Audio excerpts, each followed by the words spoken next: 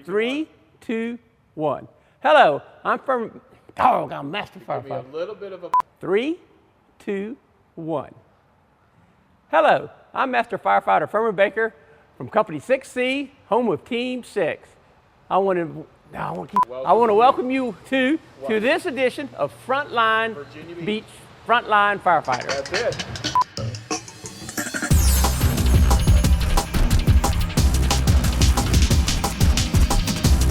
On this edition of Virginia Beach Frontline Firefighter, Master Firefighter Bill Murray covers several basic forcible entry techniques.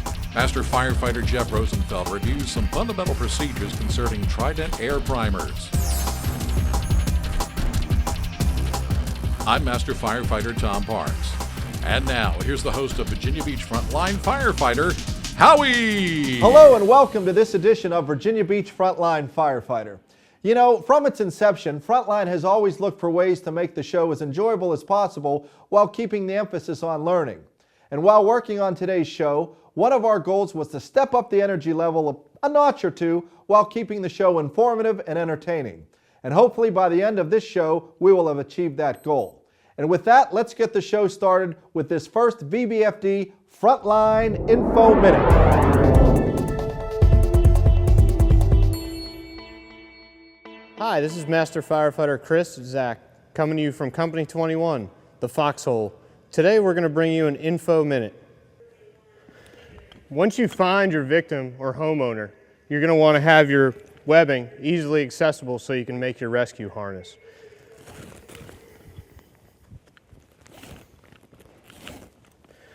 What this is a 20-foot piece of 1-inch tubular webbing tied into a water knot to make a continuous loop. So what you want to do is make a circle or a ring around the victim, placing the water knot between the victim's feet.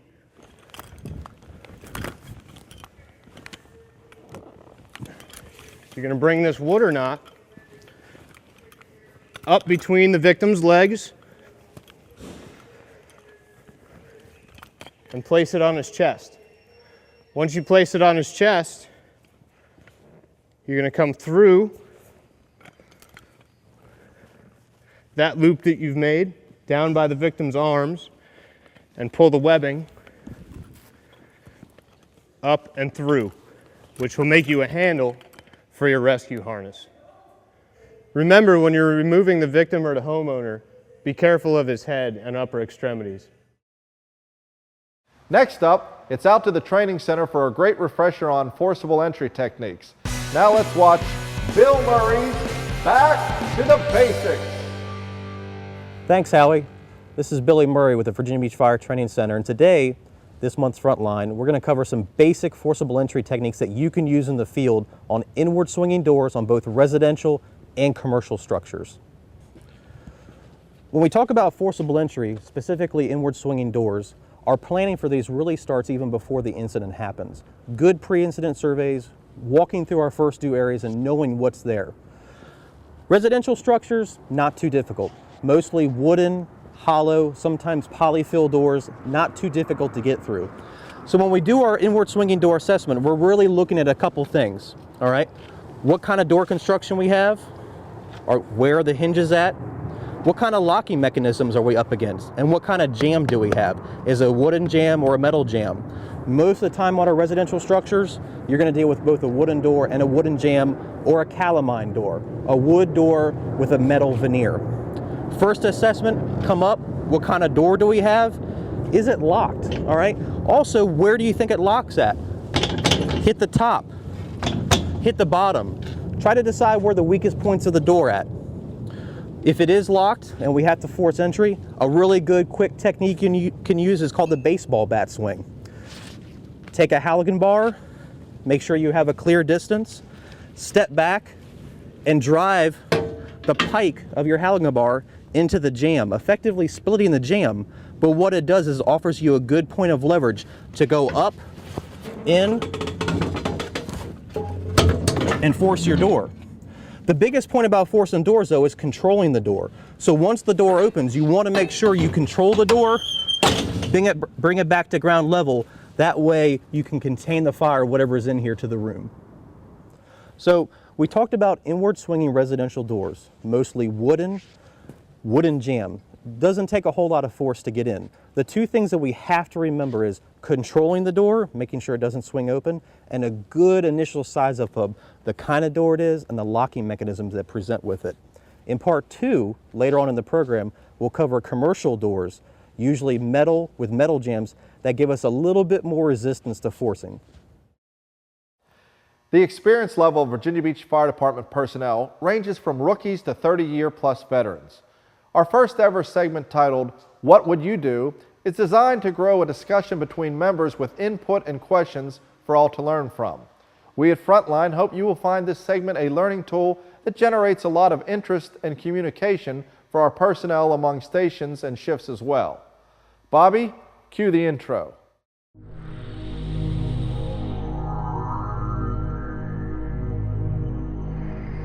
What would you do if you ever find yourself about to enter the unknown zone? Imagine this if you will. You're on the way back from the city garage. Your battalion chief has dropped you off to pick up an engine and take it to a station across town. You're driving all alone, and then you hear it, a loud boom. A few seconds later, you see thick black smoke rising from above the trees. You round the next turn when your worst fears are realized. At the end of the street sits a multi-family structure with a fire blazing from the garage and into the house. What would you do? Think swiftly, think correctly, for the decisions you are about to make, the actions you are about to take, and more importantly, the order in which they are executed will be critical to the success or failure of this incident. Here are a few points in no specific order for you to consider to get you started thinking about what would you do. Are there one or more rescues imminent? Did I check the tank for water before leaving the garage? What information will first arriving units need? And don't forget the obvious. Citizens passing by a house fire with a fire truck in front of it are very unlikely to call 911. There are obviously many points to consider. After you have discussed this scenario, change it up a little and throw in a few what-ifs in the mix, such as the mother runs up to you and says her children are trapped in the room above the garage, or my husband was in the garage working on his car and I can't find him. How about there are two of you on the engine, or maybe you're not in a fire truck but instead the brush truck? How will some of these points change your action plan? Send your top 10 points to the email address on the screen and we will air as many of them as possible on the next show. Welcome back for part 2 of our forcible entry segment. Now we're talking about commercial doors. Commercial doors is a little bit more to talk about, a little bit more of a difficult door, but not impossible. As long as you take the right techniques, the right size up, you can get just about through any door you need to. When we talk about door size up, very similar to residential doors. What kind of door is it? Is it hollow or solid? What kind of jamb are we dealing with? Our locking mechanisms also get a little bit more difficult. Are we dealing with a little beefier lock behind the door? Okay. Do we have a bolt pattern that indicates maybe a drop bar is being placed there? So when we talk about commercial doors, very, very similar size up. Our techniques and our patterns for placing our tools becomes a little different. To re-emphasize part 1, especially with forcing doors, even commercial doors, two things have to be really emphasized. Safety of the members and also controlling the door. Even with commercial occupancies, we really don't want this door springing open. So whether it's using your tool to control the door or having someone place maybe a rope on the knob and hold it tight, we need to control the door. There's 3 steps I like to teach when we talk about forcible entry, and that's gap, set, and force. First, you want to gap the door. We come up, we do our assessment, feel for our locks, look for any other type of auxiliary locking mechanisms, and we want to gap the door. We want to gap the door anywhere from 3 to 6 inches above or below our locking mechanism, or if there's 2, maybe a handle and a deadbolt, somewhere in between. It looks like I'm dealing with just one locking mechanism right now, so I'm going to go somewhere above or below the lock. Take the adze of your Halligan, put it in the door, and press down with the horn. The horn gives us the most throw and gives us the most amount of leverage and friction. So there's where we want to gap the door. Gap the door just enough to make a crease, but don't sit there and continually try to gap the door. Metal doors have a tremendous spring value and will go in and out and make you think you're getting somewhere when really you're not. The second way we want to gap and set our tool is with our forks. A lot of firefighters want to put either the bevel to the door or the bevel to the frame. I like to start out with the bevel of the forks to the door. That way it works myself up with leverage. Bevel to the forks to the door adds a nice wraparound and keeps you from digging those forks into the metal frame. As we go along, we're going to start perpendicular to the door and work our way out to 90 degrees. Master Firefighter Craig Brown's going to help me, and he's going to be my striker. The commands for this are very important. Firefighters get very hurt doing forcible entry, and we certainly don't want that. The commands for this are hit, stop, and drive it. Drive it means that I want him to drive the tool in until I say stop again. Okay? Are you ready? We're down low because of smoke and heat. My job is to keep an eye on these forks and make sure that they don't go into the jam. Ready, Craig? Hit, hit, hit, stop. At that point, I bring the tool out, hit, stop. Bring the tool out, drive it. Stop. The forks are set. Now we're ready to apply some of our leverage. You can already see we gapped the door enough. At this point, what we can do is actually do an assessment. Look in. Do you have any smoke or fire? Do you maybe have an occupant behind the door? An important thing, especially in multifamily occupancies and hotels, motels, is to check to see if you have a chain. A chain might indicate that someone's still inside the apartment and your risk for rescue goes up significantly. Okay? To apply our leverage, we take the tool, put it back to the door.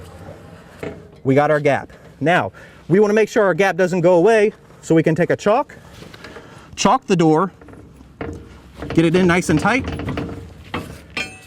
We've secured our gap there. So initially, after we've got a good gap in the door, we're going to switch our forks around, and we're going to do bevel to the frame. This gives us the most amount of leverage with our forks. So we've got a nice good gap there, all right? We've got our chalk in place, maintaining our gap. We're going to bring Craig back in. We're going to get down low, and we're basically going to go 90 degrees to the door until the crotch of the forks is even with the door. The crotch of the forks tells us that our forks are in far enough to get to the back of the frame to provide our leverage. When you're ready, Craig, hit, hit, hit, hit, drive it. Stop. Okay, our tool's set. Now we need to apply our leverage. Come in, maintaining control of the door, and force the door. Almost there. We might not have got on this swing. So what I'm going to get Craig to do is come in, use our tools to our advantage. He's going to place the axe in the gap of the door to maintain our gap there. Bring your tool out. Reset your tool. Now we're going to use the adze end of the Halligan bar, and we're going to place our adze in behind the frame of the door. This gives us absolutely the most leverage with this tool. Once the adze is placed behind the door frame, we're going to apply our pressure, bring it around, controlling our door, and we're ready to go in. That's it. Commercial doors. It's all about the application of leverage from the least to the most amount, depending on what kind of door you have and what kind of locking mechanisms you had. Hope you learned some stuff. Thank you very much. If you have a comment or suggestion for our program and are interested in contacting us here at Virginia Beach Frontline Firefighter, send an email to vbfdtv@vbgov.com. 7, 12, 5, 5, 4. Anatomically speaking, what is the significance of these numbers? Here's a small clue. They add up to 33. 33 is the clue.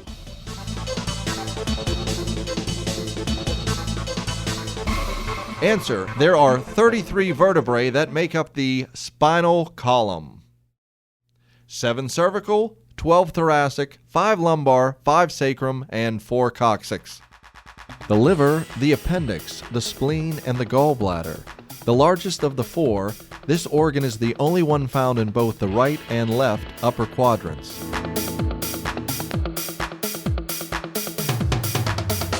The answer?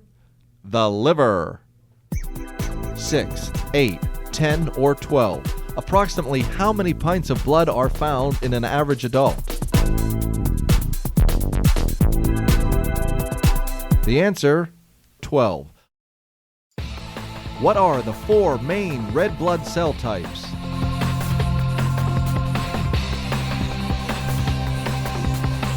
Answer, A, B, AB, and O.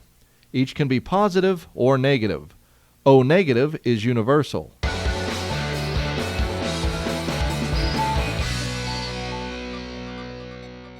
Today we'd like to talk about the Trident Air Primer. We went to these in place of the electric primers that we used for years. A couple reasons. One is to reduce electrical load and worry about the electric priming motor burning up. The second was the oil and prime safe fluids that we had to keep replenishing and actually putting on the ground. We wanted to get away from that. That's an EPA problem. So the latest thing in the fire industry was the Trident Air Primer.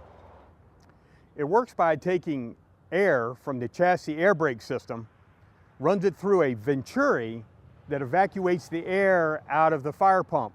Works very similar to how our foam eductor works and identical to how the exhaust primers work on the older brush trucks. Again, it takes air, runs it through a venturi that lowers the pressure in the chamber and allows the pump air to enter into the primer and evacuate that air out so the water can enter the pump.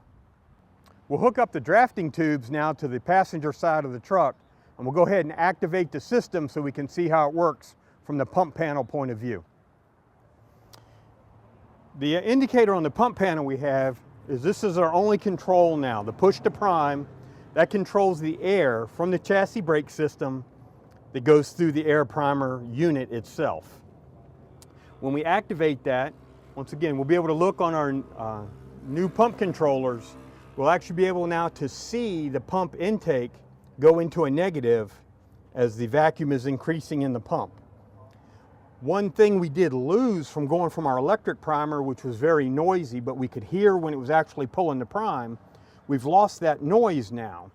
But what we have gained with this new pump controller is the digital vacuum indicator for the pump intake, which is far more sensitive and accurate than our traditional master intake gauge, where we only had that small span right there to see the 0 to 30, that we had a very hard time picking that up.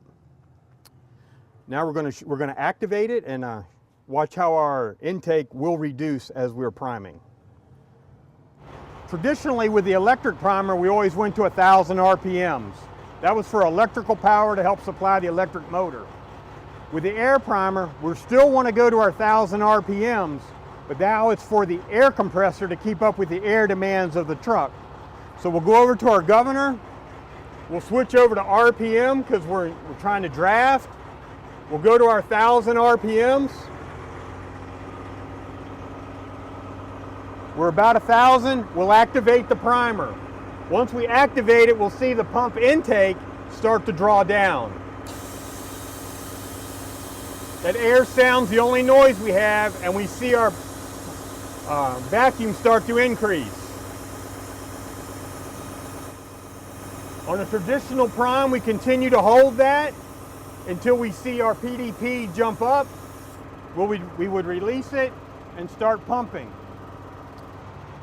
The air primer is a very effective and very fast tool for mid-range and low-lift primes. It'll do it very quickly. You won't notice any difference between the air and the electric primer. The one problem we may have with it is if we have a very high lift. We're talking 10 to 15 feet. When we do that, we may run out of air while we're doing our prime.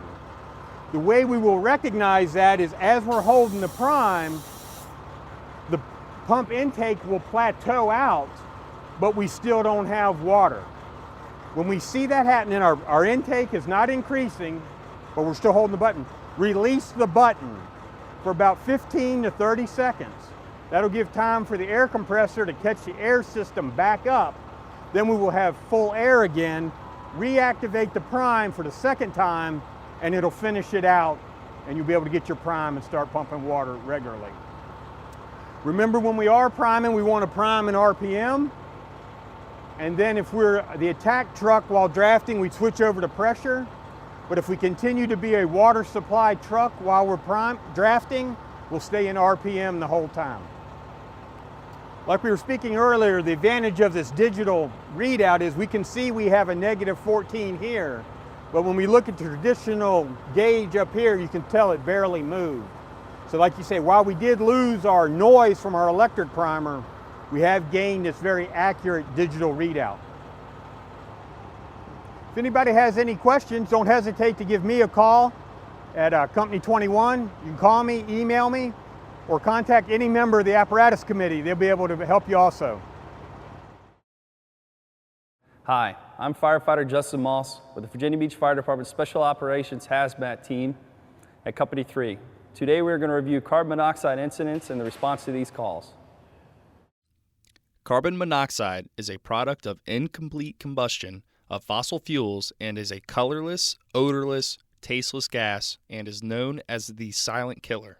Carbon monoxide has a specific gravity of 0.96, which is very close to air, allowing it to move readily with air currents. Carbon monoxide inhibits the blood's capacity to carry oxygen by binding with the hemoglobin more than 200 times faster than oxygen. CO has a short half-life in the body of 4 to 5 hours. That means that half is gone within 4 to 5 hours. In most cases, the blood CO level is back to normal within 24 hours. The following are signs and symptoms of CO. Early onset include headaches, dizziness, confusion, and nausea. Delayed effects include increased respiration, irritability, impaired judgment, visual disturbances, vomiting, decreased awareness, cardiac irregularities, and muscle weakness. Prolonged exposures include fainting, convulsions, paralysis, and coma. Wendy, we're going to give you a little bit of oxygen. Then we're going to take In your blood pressure, IDLH, okay? 1200 Do you have parts any per health million, problems? No. carbon monoxide death can occur within minutes. Mike's gonna Treatment need you for to roll up CO your sleeves. poisoning will require the use of 100% oxygen and possible transport to a facility with a hyperbaric chamber. To assist with determining possible CO poisoning, the RAD-57, which is a device similar to a pulse oximeter, can be utilized to detect the presence of CO in the blood and is accurate plus or minus 3% on the RAD-57's digital readout. The RAD-57 is located on Fire Squad 3, Fire Squad 10, and Safety 1.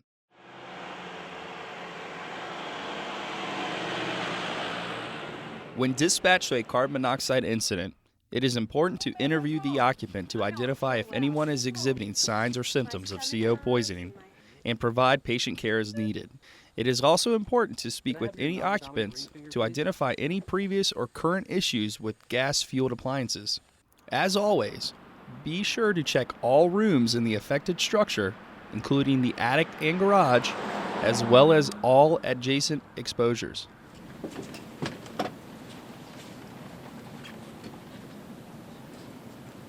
When using your CO monitor, it is important to start at the doorway, allowing for adequate time for the monitor to detect the presence of CO.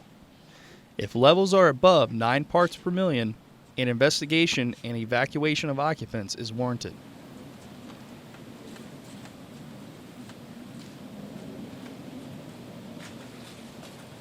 Do not delay ventilation, as this will not hinder locating the source of CO. If no CO readings are found at the door, take several steps and reassess the monitor. Remember to appropriately move the monitor from high, middle, and low while moving throughout the structure, giving 15 seconds between each level. This will allow you to rule out CO in any of these areas.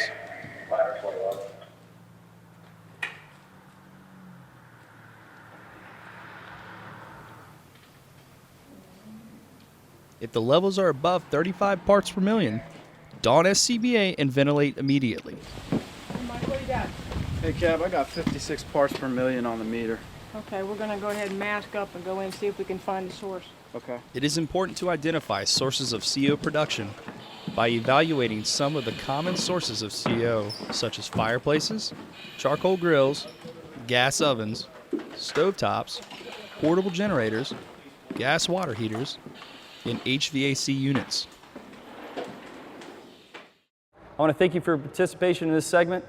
Look for more to come on this topic and others from the VBFD Hazmat. For the crew at Company 3, I'm Firefighter Justin Moss.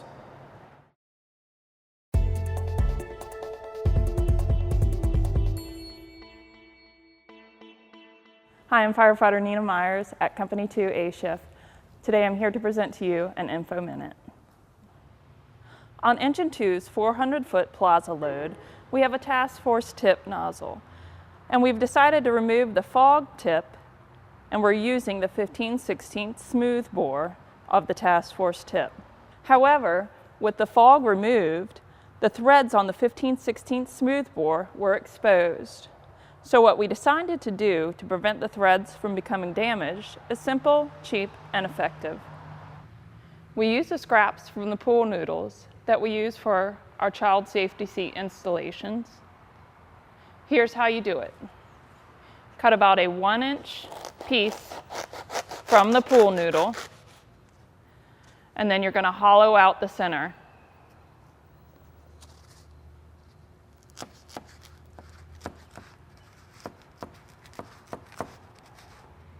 After you've hollowed out the center of the pool noodle, simply screw it on top of the threads of the smooth bore.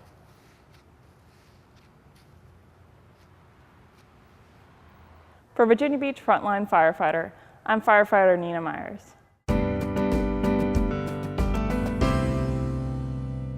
And this month, we'd like to welcome our new guest reader, which is Master Firefighter Rob Valentine. Rob, thanks for joining us today in the studio. Thanks, Mark. Glad to be here, and thanks for inviting me. Sure. And now, let's go to the news around the Virginia Beach Fire Department. A 2-alarm fire occurred on May 28th in the 5800 block of Thurston Avenue in the Airport Industrial Park. The fire was originally reported as a brush fire, and while en route, the dispatcher advised she had received 3 to 4 calls on this incident. Little Creek Engine 55 was first on the scene and reported a working structural fire.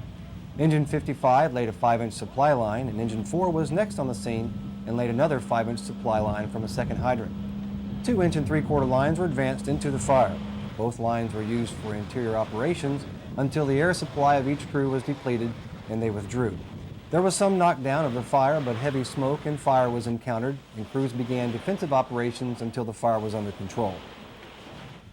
Well, basically, we have a 2-alarm fire. It involved a cabinet shop with a tremendous amount of flammables in it, mostly lacquers. Fire appears to have originated inside a paint booth with lacquer paint, extended into the overhead, into a double membrane roof. A truss ceiling caused the failure of the trusses in the left rear corner of the building and into the office area overhead. The decision was made to bring people out of the building based on the truss construction, the fact that they already had partial failure. Fire extended into the double membrane roof. Seems they made quick knockdown on the flammables, but the problem was the office and the double membrane roof that continued to burn until they could get in. Well, my friends, that does it for another edition of Virginia Beach Frontline Firefighter. We certainly hope you have enjoyed today's program and encourage you to contact us through the email address on your screen. Send us your comments, your good ones, your not so good ones, and certainly any suggestions you have for upcoming shows. For Captain April Elmore and the entire VBFD Frontline staff, I'm your Frontline host Howie saying thanks for watching, and we'll see you next time on Virginia Beach Frontline Firefighter. Shut up!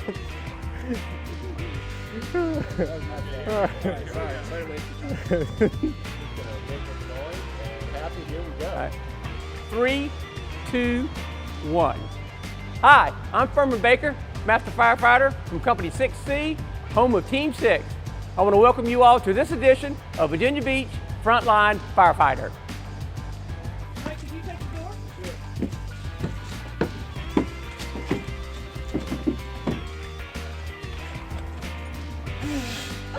That's good. That's good.